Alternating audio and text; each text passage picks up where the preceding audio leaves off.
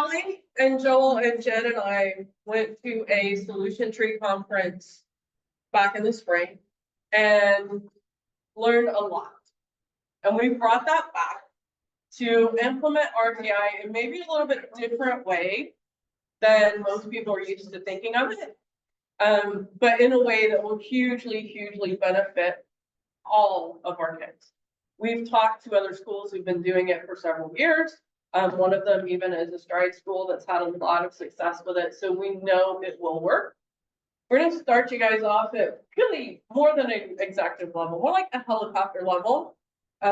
What we did over our few days there and where we're going with it, and then kind of bring it down to executive level view of it. And then as we go through the year, depending on which department you're in, you'll get deeper into it a little more quickly or a little more slowly, but know that it will eventually roll to everybody throughout the school. And that's super, super important for it to be effective. K-12. So no matter where you land, no matter what program you're in, it's going to impact everybody within the next 2 to 3. That's the plan. So hopefully we'll get there.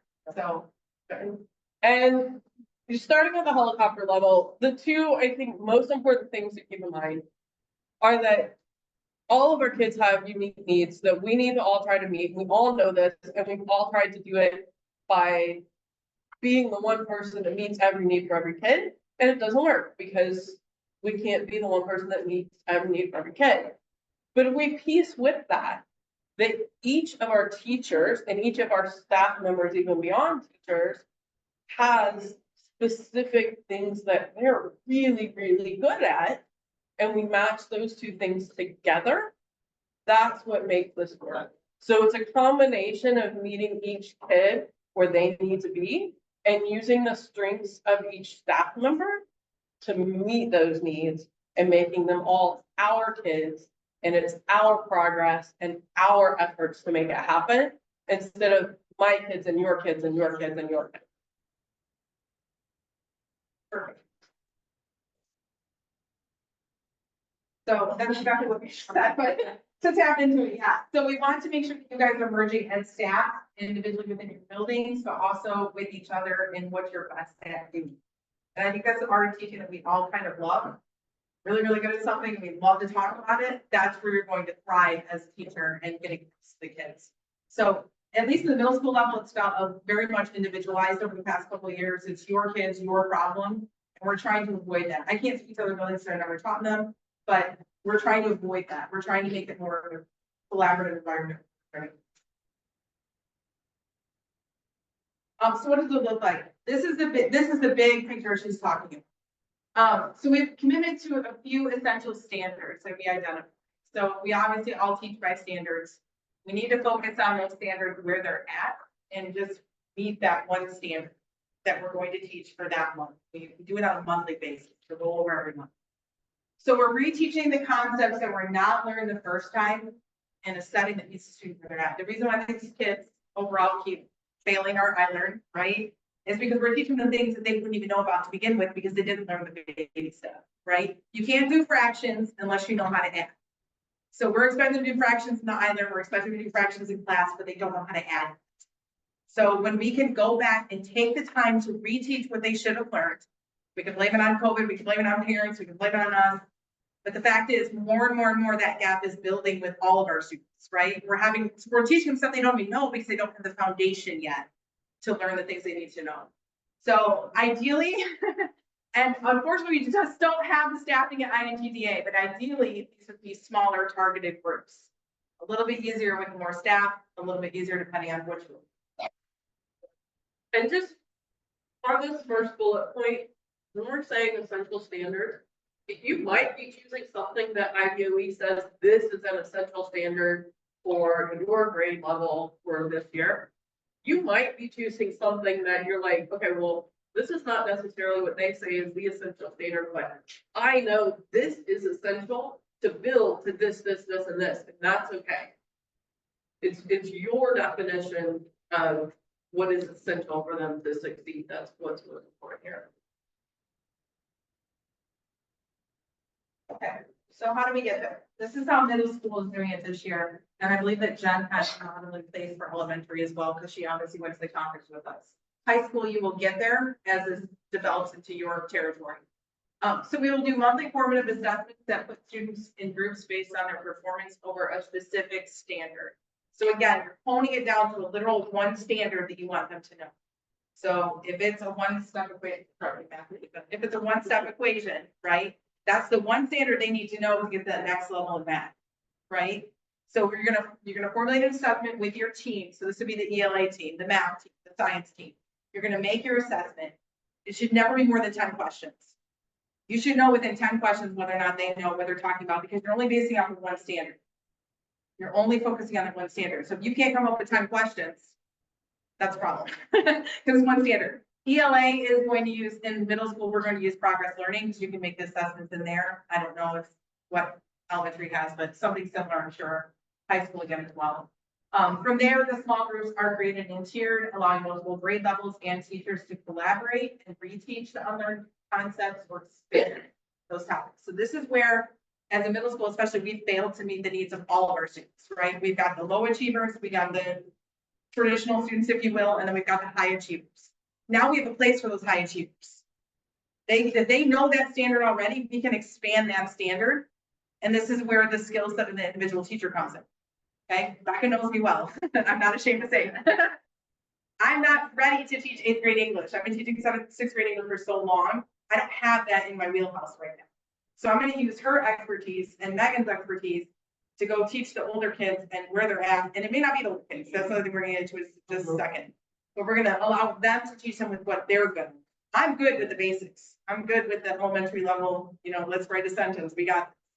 They're fabulous. I'm going to tap into them because they're fabulous at teaching what they teach. Same thing with my using same. Yeah.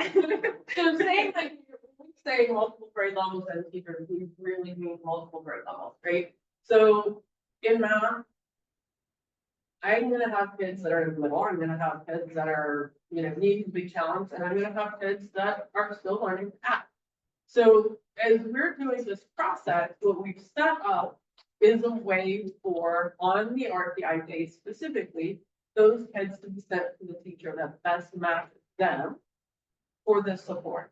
So Justin's taught in 4th grade before, so it makes a lot more sense for him to fill in those gaps for the kids that are in 7th and 8th grade, not just 6th grade, that are still learning the basics, because he knows how to do that. I've never taught the 4th grade. I don't really know how to back them up that much. Well, see, but we're gonna tap into that expertise and be like, okay, these kids that need this 4th grade type help, you need to go to Mr. Moore on these days. These kids that math is too easy for them at the grade level they're at right now need a little bit of an extension. Well, on this day, yeah, maybe they are a 6th grader or a 7th grader, but on this day, they get to go with the 8th grade teacher and get that extension. And the ones that are in the middle, going to be split amongst the teachers like me that are more comfortable with the ones in the middle, right? I keep 7th grade for a reason, because that's my happy place, right in the middle of the whole middle school thing.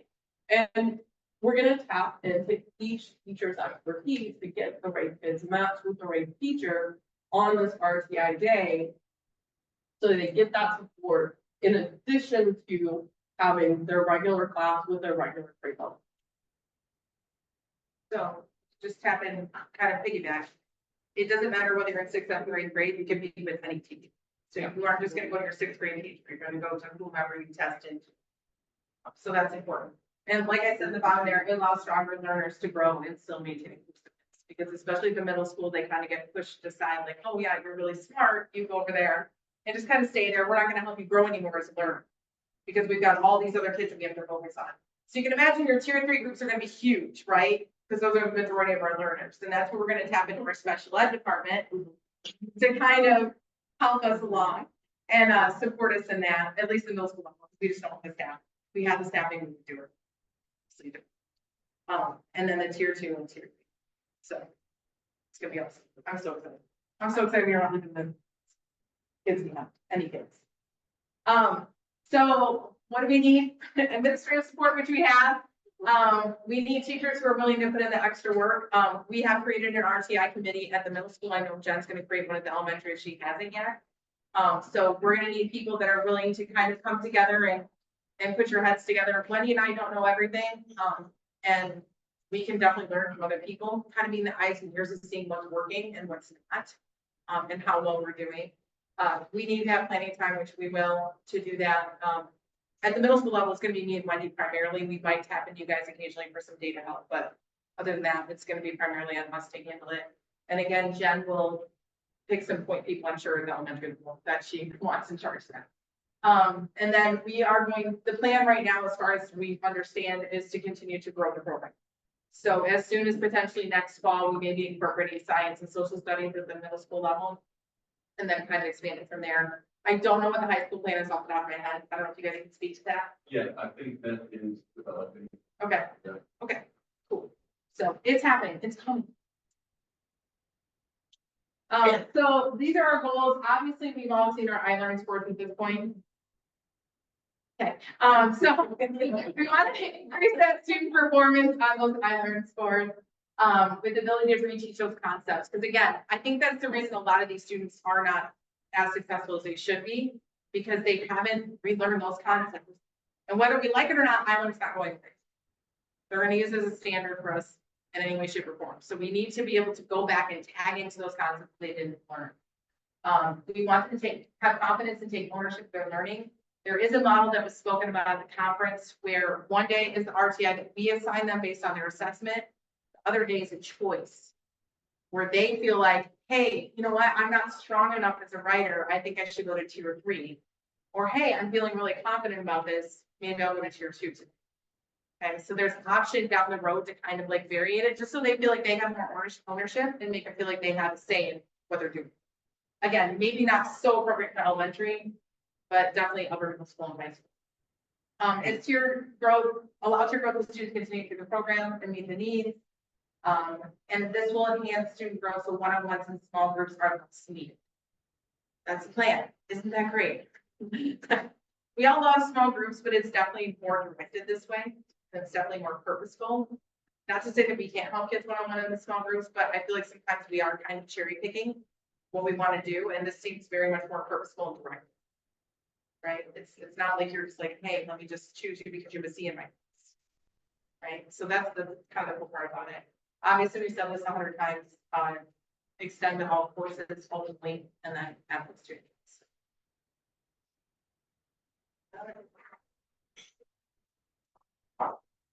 Okay, this is our middle school team. This is for presentation. So Megan is on our middle school team, Madison, Rachel, and Lindsay, and Brittany, and now Emily's out. Emily. Okay, so if you want to see a schedule, again, this is obviously middle school because that's who we are. I know Jen has already created your guys' schedule that is correct. You guys have RTI time built in, so you guys know what that looks like for you. So this is what it looks like for us. So we went through as an ELA team, and I always made name my precious represent today, but hold on. We went through on a middle school team, and we again took the objective and we broke it down to specific ideas that we're going to cover and the level at which we're going to cover. So in September, the plan is to roll out academic vocabulary. The assessment we're going to use for that is through progress learning, because there is a vocabulary section. So they're going to take that vocabulary test in progress learning and put them where they need to go. And we're going to use that to tier. And these are just filler names. I'm not, I think you get scared over there in that corner.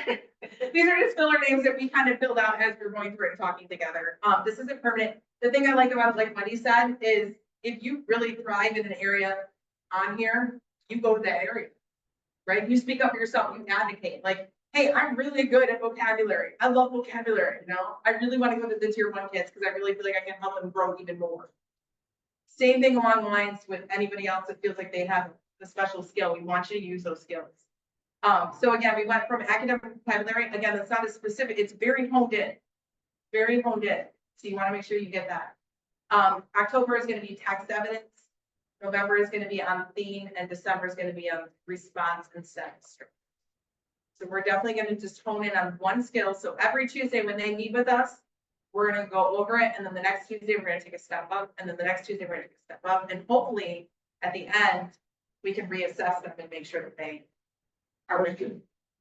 What you do with the students is really well, or really poorly. In the middle of the month, we're working on things, start a master.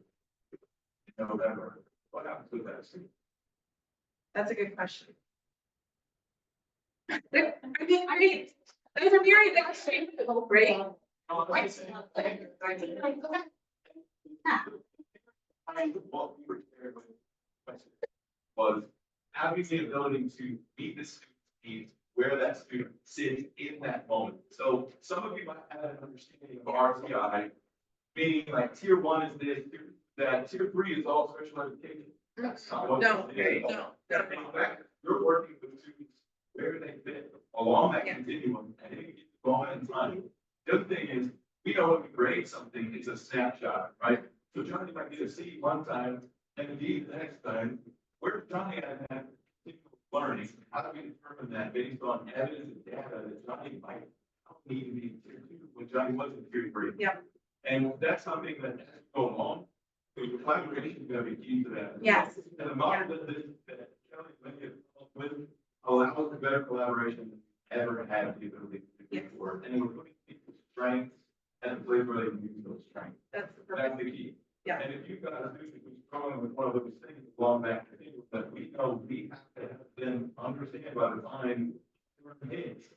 We can pivot at a moment's notice and not leave that kid behind if they don't understand everything. Yeah. That's the key to all of it. And I know that we were talking, when we were making this as an ELA team, of this is where the collaboration comes in too. At what level do I cut off your? At what level do I cut off your thing? You're not gonna be able to do that alone. You can't plan this alone. You have to work with your team. Because if I start overriding Becca in seventh grade, then there's no point of doing this here, right?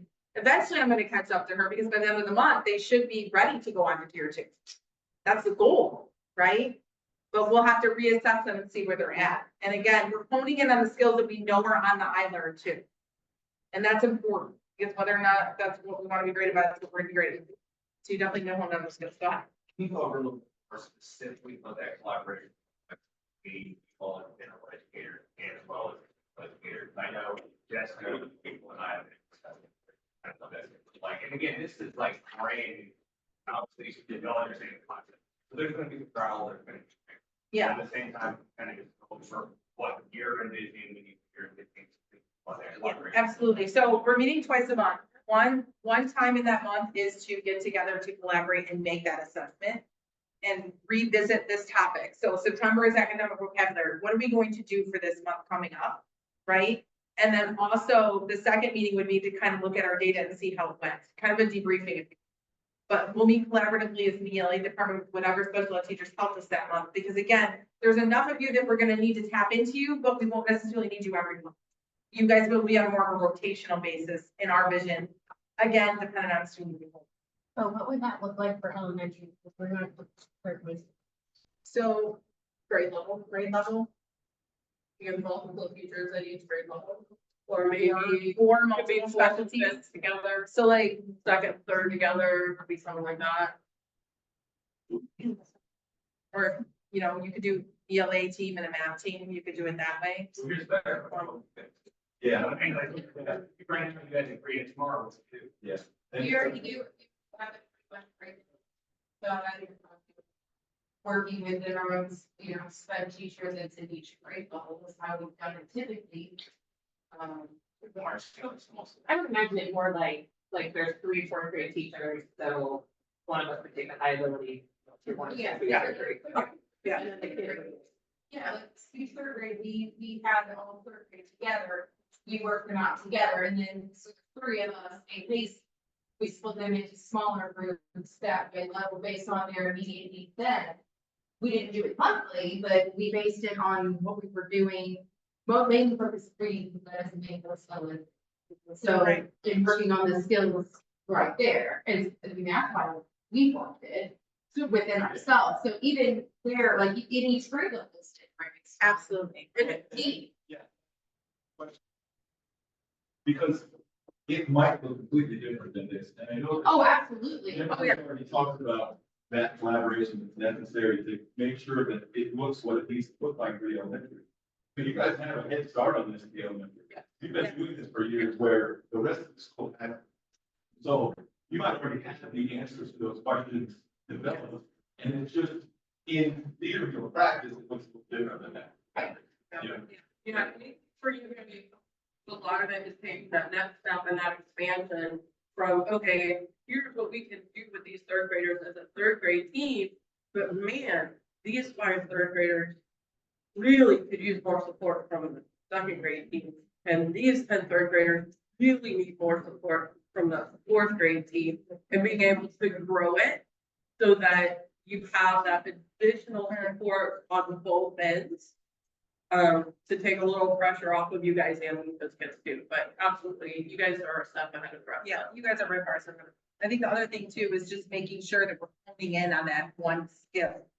And I think, you know, obviously you guys are the experts in elementary. I would never step in your territory.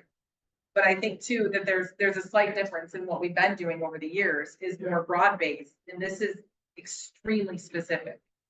This is extremely specific, and I think, you know, we've all done RTI for years. It's not anything different as far as the concept. It's just honing in on that one skill. Again, which is the one we want to focus on that are going to be on the high. I did this, at one of my districts that I taught in that, but it was basically just for like, we did just for reading. And let's say I was this was probably 16 years ago. It's called, I don't know if anybody's familiar with comprehensive intervention model, it's called SIM. And where it's just like, if there are 4 third grade teachers, it wouldn't be the sped kids, it would be the bubble kids, you know, where I might get 3 kids from Corey, 1 kid from her, and 2 from mine, and I meet with them as a group.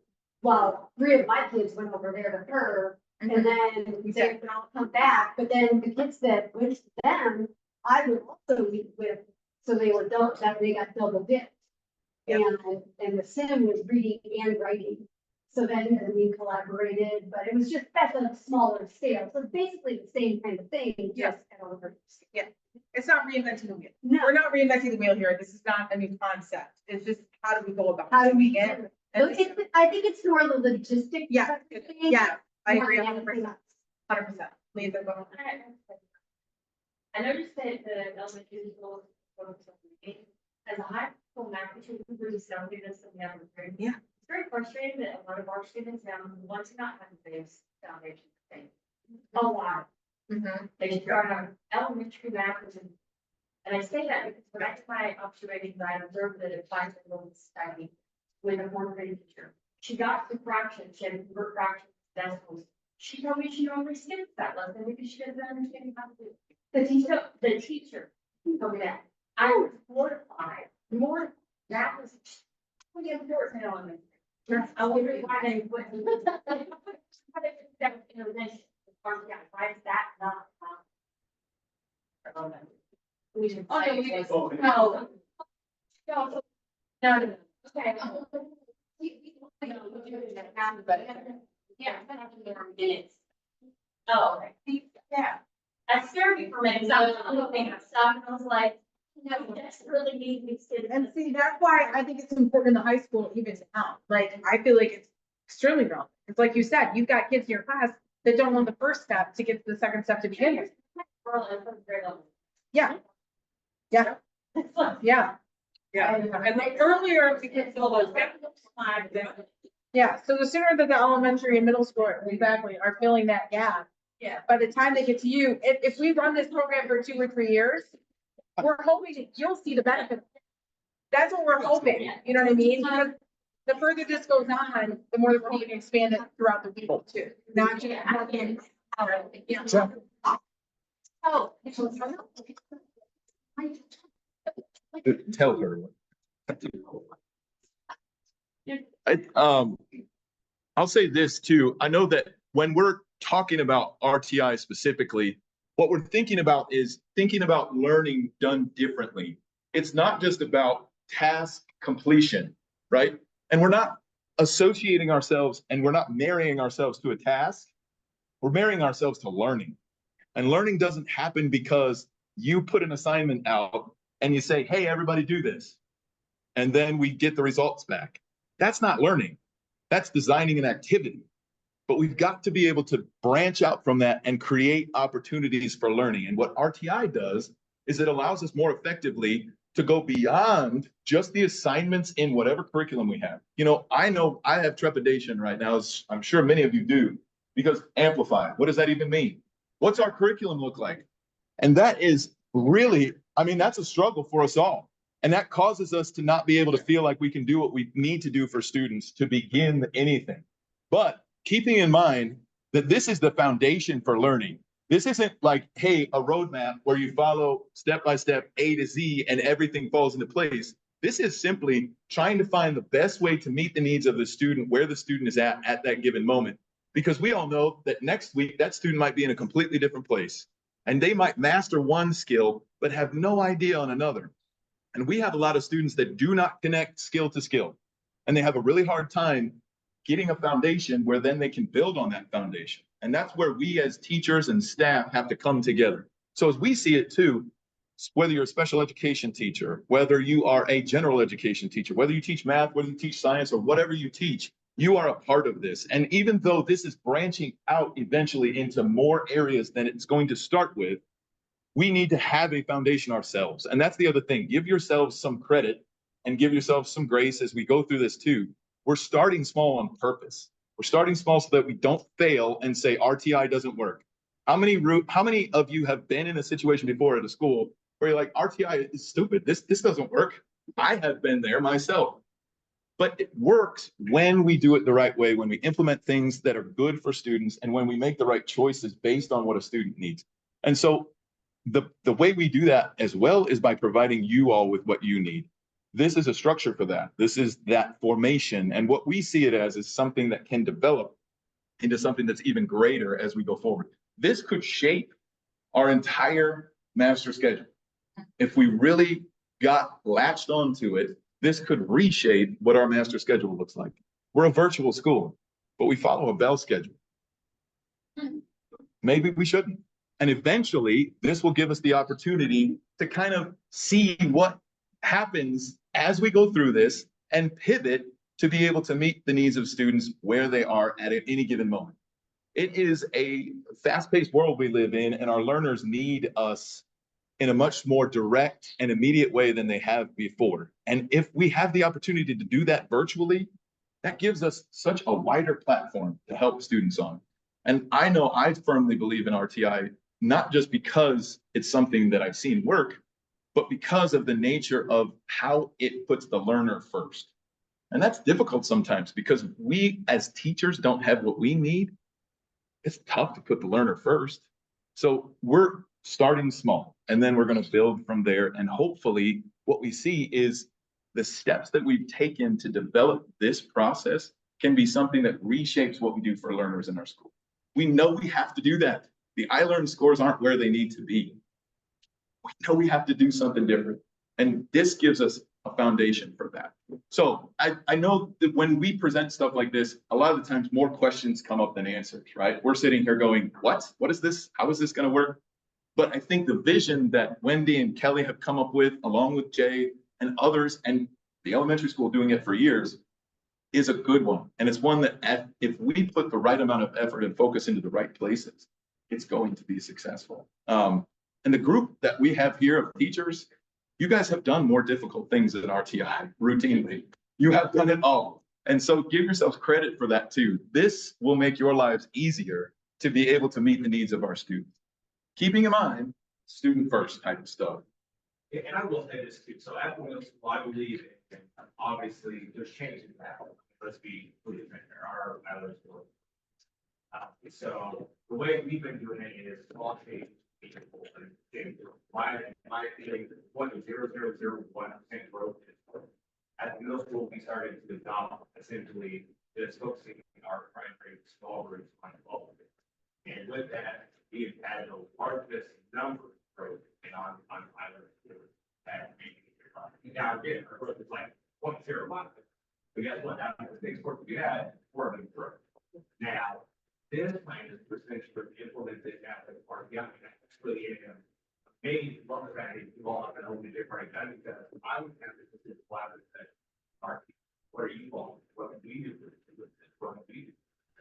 And they have, we're all on the same team, so how are we gonna do this, how are we gonna effectively, not only that, how are we going to move away from the concept that as students don't just need to talk in there, they need.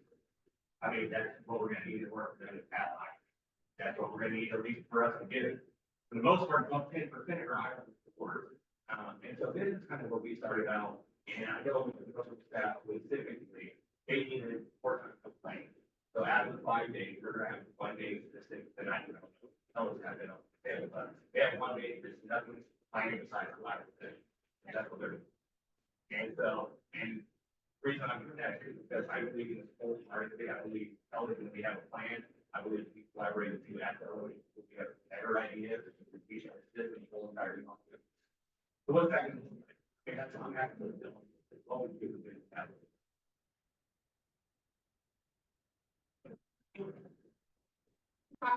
Yeah. I'm not sure, you know, when did the RTI meet happen? No, I didn't know. That's not. Yes. Well, and I gotta be honest, for us, we kind of each grade level do it a little bit different based on the kid's needs, like we said. Right. But I can only speak to really what third grade is doing. First grade does it different, second grade does it a little different, third, fourth grade does it, fifth grade compartmentalizes, so it's a little bit different. I mean, but should we be doing it differently, or should we be doing it? You should be doing it more, yeah. This is the first time I've done this before, like when I was working where I did this, Yeah. I completely understand. Yeah. I'm flustering to go, how do we do this digitally? Absolutely. How do we make it so it's actually applicable to our kids? Based on their needs, like that's where, Yeah. so I mean, I get it, I'm trying to. No, that's the hardest thing for Wendy and I too. It's how to be, having new curriculum. yeah. Well, yeah, I mean, it just, we gotta get in there, see where our kids are, and. But some of our curriculum not built in, a lot of it for elementary is a lot of built in. We used Star, we used, America, we used, first grade, we did one. Yeah. What's yeah.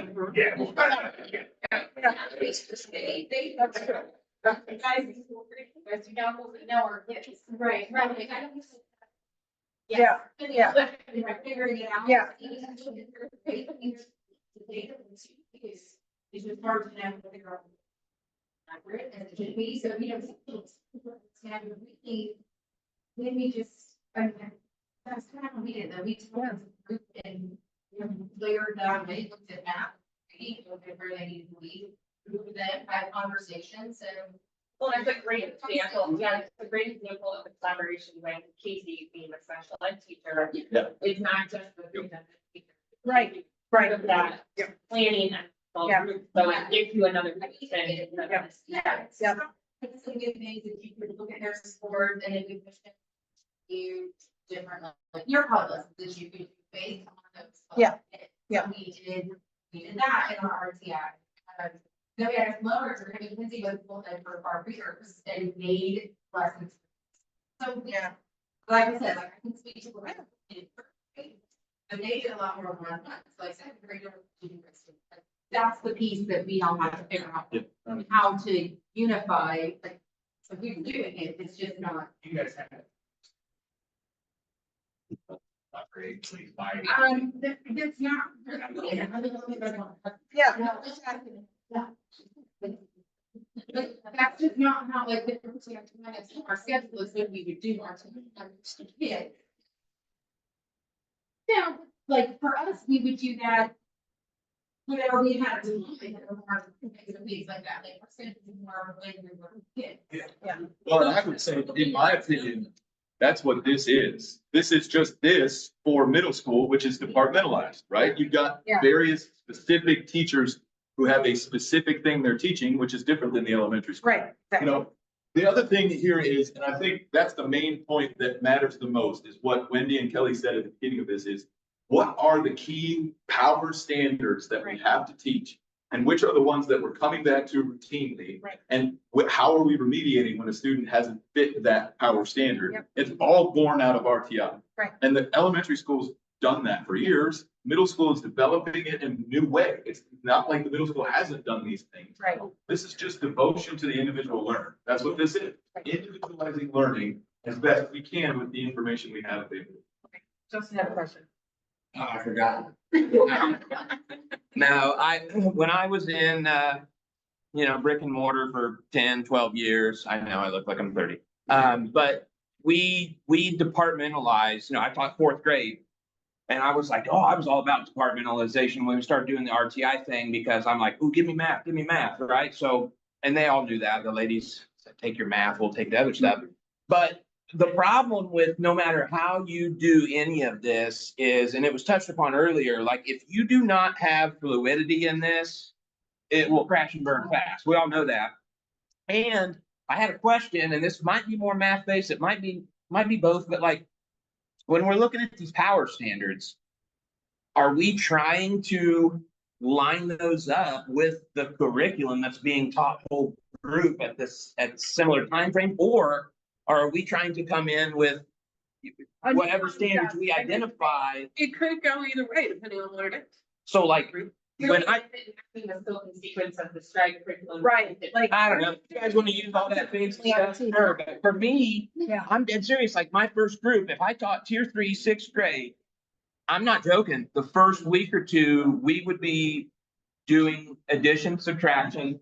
Yeah. And I know, but like, I gotta, and I think as teachers, we always knock ourselves a little bit on like how well we know our kids. I think most of us in here would agree that if you put me in a class with a group of kids, 20, 30, 40, whatever, at the end of the week, I can tell you a lot. And I mean, just so I like the idea of trying to find those power standards, or any standard for that matter, that's going to get those tier 3 kids off and running, because I want them to go into a whole group the next week and go, I remember him talking about, With the math and ELA, Right. because ELA is so everything. We're just constantly repeating. and that's, You guys are building, Right. you're repeating, but I think you make a very good point that across the board, whatever you're teaching that week, that month. and the ironic thing is, everything, like academic vocabulary, right? Like it all can.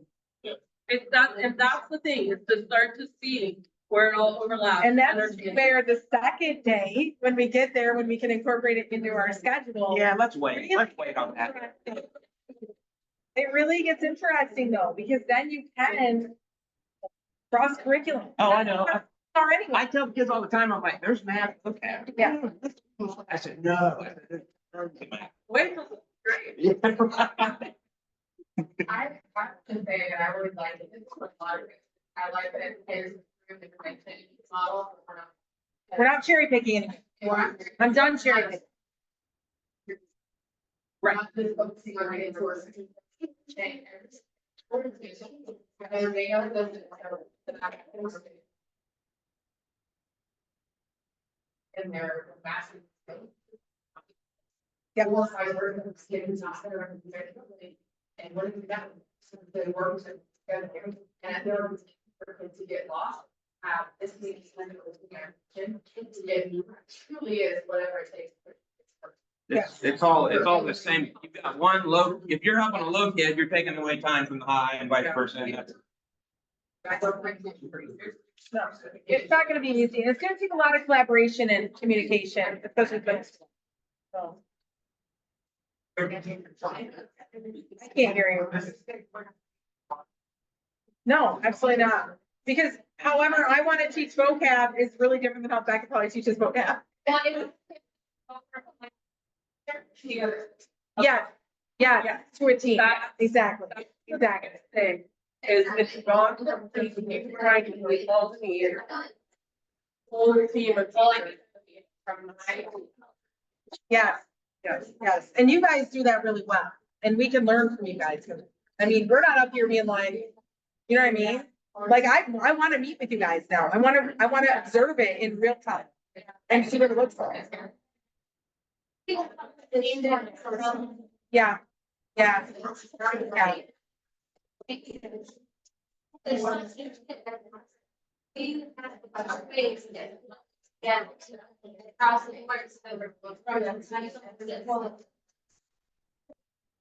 Yeah.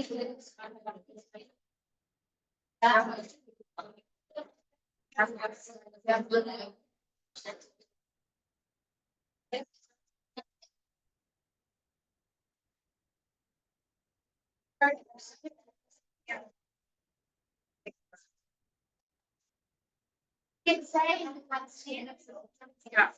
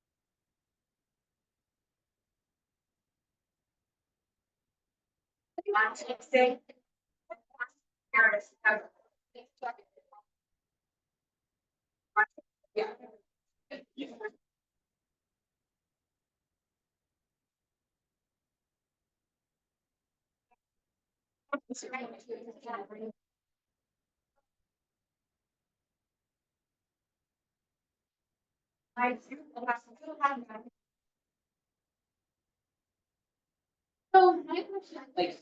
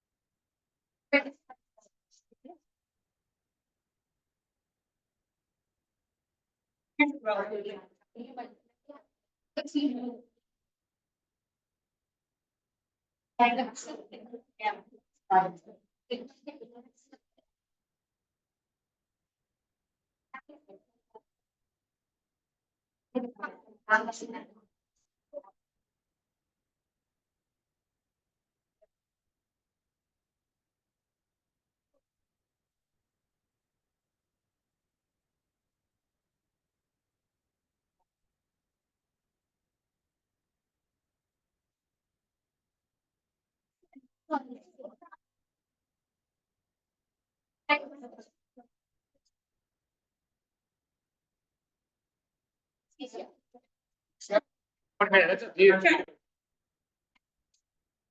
All right, everybody, we're gonna do one last activity before we send you on your way. More focused on group collaboration, so please pay attention really quick. Thank you. So, now that you guys have had a couple minutes to ask me about them, talk about ideas at your table. Take a minute and think about if this is applying specifically to your class. What is the one thing, just one? What is the one most important thing for your kids to learn or know how to do first? What do they have to know how to do? Okay, Elma, do the worksheet for your class. And That's where you need to start. Yes. The one thing they have to do, that's first.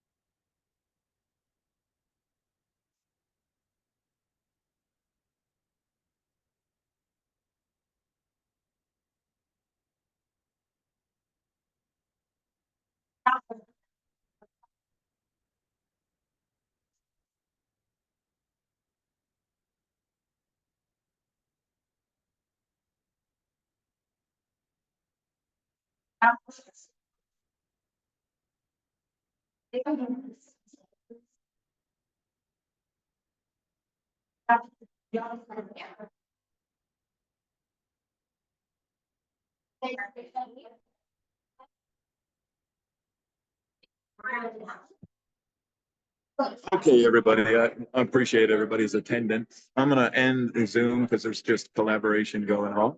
But I did record it and we'll pass it out to everybody. Hopefully, you guys are enjoying yourselves and having a great day. And nice to be able to talk to you. I see Amanda's got a thumbs up. Nice. Amber, Natasha, have a great day.